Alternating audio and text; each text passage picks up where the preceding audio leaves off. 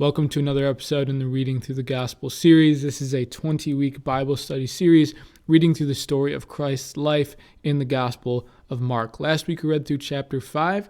We had Jesus driving out demons, healing a sick woman, and raising a young girl from the dead. An exciting chapter.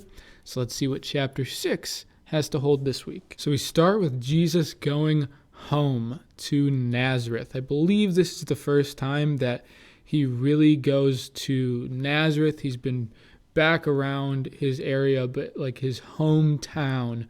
This might be the first time that we've read that he's been back here. So he's preaching and teaching, and people are thinking, this is pretty cool stuff. He has some wisdom, but is he not the carpenter? This thing that we have here. So one, this reveals something about Jesus, that he probably in his past life growing up took on the trade of his father as St. Joseph being a carpenter, that Jesus probably did the same thing growing up. He didn't start his public ministry till he was 30 years old. So for a long time, Jesus was probably in this town as simply a carpenter. So that's what people know him as. And it also says here, the brother of James and Joseph and Judas and Simon are not his sisters here with us.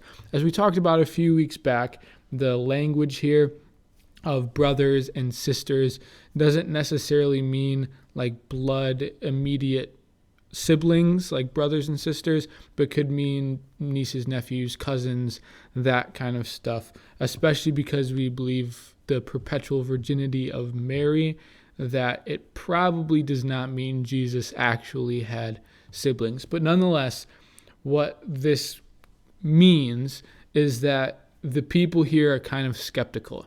They grew up with Jesus. They saw him just as this carpenter, as just this average guy in this average little town. Where did this all come from? Where does this popularity, this sensation come from? So they're skeptical. And because of this lack of faith, it says that Jesus was not able to perform any mighty deeds here, which is interesting. It says he was amazed at their lack of faith, because we have in other places, like we read last week, how the woman just had faith that even if she just touched Jesus' clothes, that she would be cured. And only then the power went out from Jesus while he was being surrounded by all these people. That it must mean that Mark must be implying that the faith, the power that Jesus has to cure and to heal comes about by the almost this prior requirement of faith on the recipient. But nonetheless, kind of a poor reception in Jesus' homecoming to his hometown. And then we have here the mission of the 12 apostles. Jesus summons the 12 people that are closest to him, the ones that he's called, the ones that we named a few chapters back. And he sends them off into nearby villages, in towns, in different places to preach and to heal and to continue this ministry. He empowers them to do this stuff that he's doing in different places. And he says not to take any food, any money, any extra clothes, kind of telling them to simply have this radical dependence on God going forward, that they don't need to have all the things in place. They don't need to have these protections, this safety net. Depend on God and go out and minister to the people. And then we also have where he says, wherever you enter a house, stay there. I think is somewhat significant, because I think that signifies he's telling the 12, he's telling his apostles that when they should enter a house, when they should meet people and the people accept them, to stay there for a while, to engage with them, to build relationships with them. I think this can be a model for us for evangelization, for meeting people and authentically expressing our faith with other people, to build real relationships with people, engage and invest in other people's lives, and not just, broadcast our faith. Instead of going wide with our evangelization, go deep, invest into people, build authentic relationships with people, and let them know that you love and care for them. And it's not just that you're trying to win them over or add them to your list or check them off to whatever. So he sends off the 12. And then in this kind of in-between time, there's just this, it cuts to this side story about King Herod, which seems like a very weird fit. And I don't really know why it's put here, but it's totally just like a side story apart from the life of Jesus, really. It cuts to King Herod and the people around him talking about, who is this Jesus guy? As his popularity grows, who do they think Jesus is? They say, maybe John the Baptist, maybe Elijah. And King Herod says that he thinks that it's John the Baptist, who he had killed, rising up again, which leads into this flashback story. Again, kind of a weird spot for this, but this flashback that Herod has, I guess, about how John the Baptist ended up dying, which we don't have details about prior, but it comes now in chapter 6 for whatever reason. So how it comes about is John had kind of chastised King Herod a while back for taking his brother's wife. He says, this isn't something you should do, that you probably should not be taking your brother's wife. And the wife doesn't like John for this reason. But Herod thinks that he's kind of interesting, it says he kind of likes listening to John talk, but nonetheless, he's imprisoned, he's arrested and imprisoned, and John the Baptist is kept in custody. And then we have in this flashback that it's Herod's birthday, and the wife, Herodias, her daughter, it says she does a dance or something on Herod's birthday, and Herod enjoys it and grants her a wish. And the daughter approaches the wife, Herodias, and asks her what the wish should be. And Herodias, who has this grudge, who doesn't like John the Baptist, requests to have John the Baptist's head on a platter. So that is what the daughter requests, and Herod doesn't really want to, but grants the request, beheads John the Baptist, and that is how his death came about. Again, just a weird kind of cut scene flashback story that we have in the middle of the Gospel of Mark. I don't know. So back to the story of Jesus and the apostles, verse 30, it says that the 12 have reconvened with Jesus, which it shows that Jesus actually sent the 12 out. They went and did this ministry and then come back at this point, which raises a few questions for me. Like, I want to know, how long was this stretch of time? What was Jesus doing this whole time? Where did the 12 apostles go? We don't really have details about that, and there's no in between scripture there. It's just that filler cut story about King Herod. But I think that's an interesting thing that we don't know much about, and it's something that we tend to glance over. I didn't really recognize it until reading and reflecting on this before making this video. But they reconvene, talk about their ministry. The gang's back together again, and Jesus says, let's rest. Let's go away to a deserted place so we can just rest and hang out, because there's so many people coming to them. They're being surrounded as this popularity of their ministry has grown,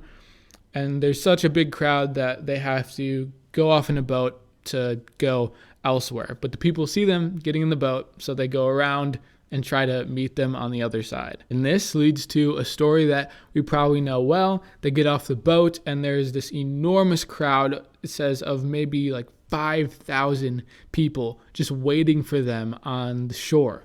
So they get off the boat. Jesus starts teaching to them, of course, as he does. Doesn't matter how tired he is. The apostles say, can we just send him away? We're tired. We were trying to get to this deserted place to just have this rest time with us. And Jesus says, let's not send them away. Just give them something to eat. And of course, how are they supposed to feed 5,000? The apostles say, what are we supposed to do about this? We have 5 loaves and 2 fish. And of course, we know the story of the miraculous multiplication where Jesus breaks the bread, blesses the food, and is somehow miraculously able to feed the 5,000 people with 12 wicker baskets full left over. Much, much more than they even originally had. Something obviously hard for us to comprehend, but a very simple, maybe clear message for us to trust that God will provide, and that he will provide in abundance, that he will give us a feast if we trust in him, have faith in him, come to him, he will supply all our needs in an overflow. And finally, after a long day, everyone's been fed and everyone is, off to do whatever, go back to wherever. Jesus sends the 12 across the sea, tells them to get in the boat to go to the other side, to wherever they're going next. And he says he'll meet them on the other side. And he goes off to pray. We have again here, we had this in a previous chapter where after a long day of work, Jesus, when night falls, goes off on a mountain. So 1, it's after a long day. 2, he has to probably climb a mountain just to find some deserted place where he can be alone to spend time in prayer. But that prayer is so important for Christ that even after a long day, even after so much work, prayer is such a priority. But the 12 are in the boat. They're in the middle of the sea. It says Jesus is on the shoreline and he sees them in the evening at nighttime. He sees them across the water and there's wind and waves and they're, struggling to cross. And it says in the 4th watch of the night, which is 3 to 6 a.m. is when Jesus, who knows if Jesus had got to sleep at all during this time or if he was just awake watching them, praying for them maybe. But around 3 to 6 a.m., Jesus finally goes to walk across the sea on top of the water. What is an interesting note to me is something that I didn't necessarily recognize, but recognized clearly when I was reading through this in preparation for this video. It says he meant to pass by them. Does this mean that Jesus was just trying to be stealth? He didn't want people to know that he was about to walk across the sea. He wasn't even going to tell them. He was just going to be like, yeah, I walked around the outside. Yeah, I just walked like a normal person. I definitely didn't just cross the sea on top of the water. And also, whoever wrote this gospel, Mark, how does he know that was Jesus' intention? Did he tell him afterwards? Yeah, I wasn't gonna tell you guys. I was just gonna kind of walk across the water. But that means I guess he wasn't necessarily trying to walk to the boat. He was just trying to walk to the other side. And apparently Jesus was not stealth enough because the 12 catch sight of him across the water and say, oh, it's a ghost. And in other versions, I believe it's in the Gospel of Matthew, it has where Peter identifies, no, it's Jesus. It's not a ghost, it's Jesus. And that Jesus calls to Peter and says, come to me on the water. And we have Peter with just enough faith to step out of the boat, to walk on the water towards Jesus just until he looks down and then falls into the water, that whole thing. And although that's not included in this gospel, just a brief point on that the message here where Jesus says, take courage, it is I, do not be afraid. And also in the way that we have the story told, which I like that version better of this story, where it has Peter going out, stepping out of the boat to walk on water. The message for us is when our faith is greater than our fear, when we are not held back by the fear of something that we can't quite comprehend, stepping out of a boat and walking on water, when we have faith and we keep our eyes locked on Christ and what he tells us we can do, what can't we do? We can walk on water, we can move mountains, we can do such great things when our faith is greater than our fear. But lastly, it says that the 12 did not understand, that they didn't really catch on to these two amazing signs. It says their hearts were hardened, that Jesus fed 5,000, multiplied 5 loaves and 2 fish, and then walked on water. These two incomprehensible miracles that the 12 at this point still could not see the wonder of Jesus and who he truly was at this point. And finally, we end the chapter. They get to the other side to a place called Nazareth, I believe. And it says they continue their ministry here.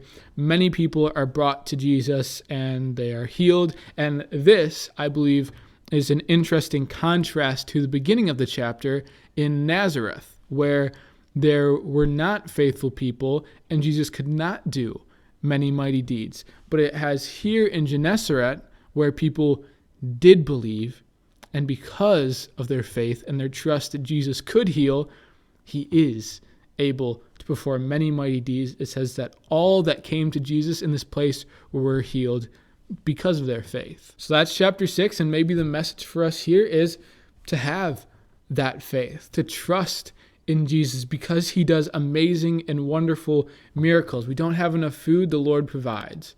We're in the middle of the storm. Jesus calls us out of the boat onto the water in the middle of the storm.